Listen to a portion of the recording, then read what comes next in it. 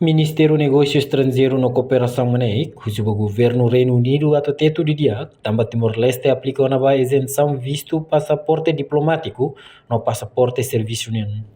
Ia salang nobre Maneik pante kelapa dili quinta-feira, ia lorong ronulu resin tolo fulan janeiro, tina rihunrua ronulu resin lima.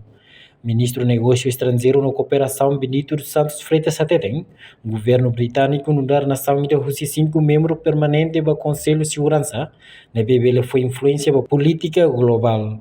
No o governo Timor-Leste liu o Ministério Negócio Estrangeiro na Cooperação, husu possibilidade de basira, a teto também Timor-Leste aplica ona, ba isenção visto ba passaporte diplomático no serviço NEN. Governante na espera, o visita ministra Reino Unido ma Timor-Leste nei, bele fo garantia ba assunto nei.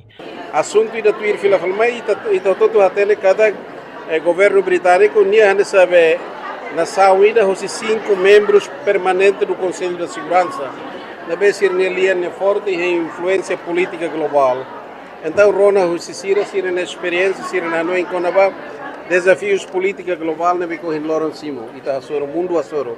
E particularmente o parte italiano se menecmos informa a tu husu possibilidade de basira a tu teto também ita aplica na isenção visto para passaportes diplomáticos ou passaporte de serviço união também diplomatas societarian enjoy ona com tratamento de né hosita na parte governo Timor então ita espera hosir na parte e ministra for garantia no nemos embaixador British dia nebe que baseia Jakarta nos Timor-Leste yang kataksir harela assunto de né.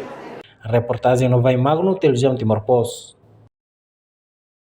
Janela informação ba emohoto. Atau tem informação atual dia kliu, kita haluha. Hane yang botão subscribe, like. Halo comentário no fahe tutang ba media sosial hoto.